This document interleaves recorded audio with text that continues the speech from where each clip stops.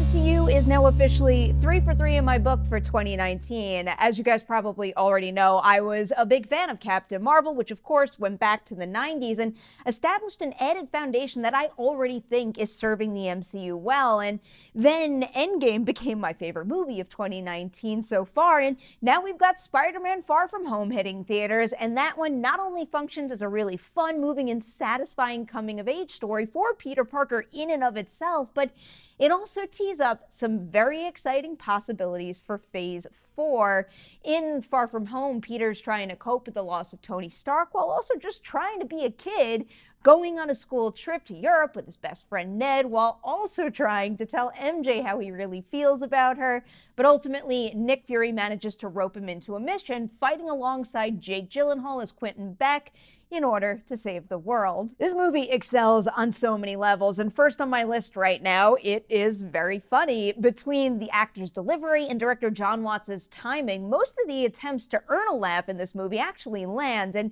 in this department, I have to give a big shout out to Martin Starr, who plays Peter's teacher, Mr. Harrington. He's got a recurring gag of sorts that just seemed to me like it could have grown tired fast or felt tonally off even. It really just needed the right actor in the role, and Starr nails it. I also really enjoyed what they did with Angourie Rice's character, Betty Brant. It's a non-spoiler review here, so I'm gonna have to keep this very vague, but she also gets a recurring bit that I got a kick out of, but with hers, she's experiencing something that actually winds up enhancing what Peter is going through, thanks to the differences in their situations. Moving on to the action now, this is not an easy scenario to pull off for so many reasons. There are a few moments in the middle of the movie that do feel a little bit muddled because there's so much going on, but I do have a very good feeling that knowing where the movie ends up will clear that up for me on the second time around. But other than that, Far From Home set pieces are colorful, exhilarating, and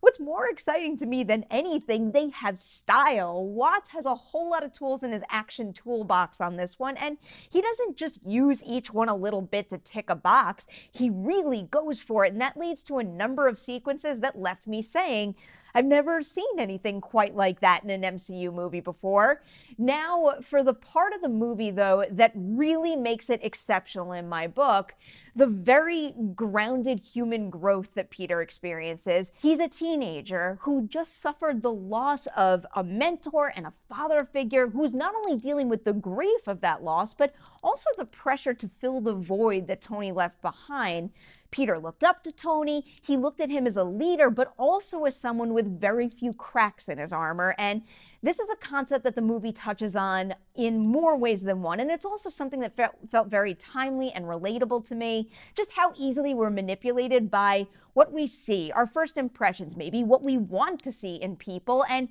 then we could wind up holding ourselves to these very lofty, intimidating standards and maybe running away from our responsibilities because of them. There is a lot going on in Far From Home that's shaping Peter's future, and it really does come together to make the film a very rich, strong piece of his growth as a character. I'm going to go ahead and give Spider-Man Far From Home 4 Deweys out of 5 on the Dewey Decimovie scale. It delivers the thrill you might want from a big-budget studio superhero spectacle, but it also leaves you with something to take with you. Yes, that includes reveals to speculate about regarding Phase 4 and where things are heading, but also meaningful lessons and thoughts that anyone can relate to, and for me at least, that's always what's made Spider-Man a standout character. Yes, he's got superpowers, but it's his friendships, relationships, hometown pride, and very relatable drive to have a full, happy life as a good person that makes him feel like one of us, and that's something that I think Watts captures very well in Homecoming, and now Far From Home as well. At this point in the video, because I'm winding down, you might be wondering what I thought of Jake Gyllenhaal as Mysterio, and I will tell you he is excellent in the role, but I am leaving it at that because I want to steer well clear of spoilers in this, and I will also tell you that Zendaya is an A+ MJ. I love their approach to that character, but I'm done. I'm leaving it at that, and I'm going to let you know you can catch more of my thoughts on the Collider Video YouTube channel because I'm in the spoiler review for that, so details coming your way soon over there. But for now, I'm going to say goodbye, and I'm going to ask that you like and share this movie review, and also keep an eye on the channel because I'm going to have so many more this summer coming your way.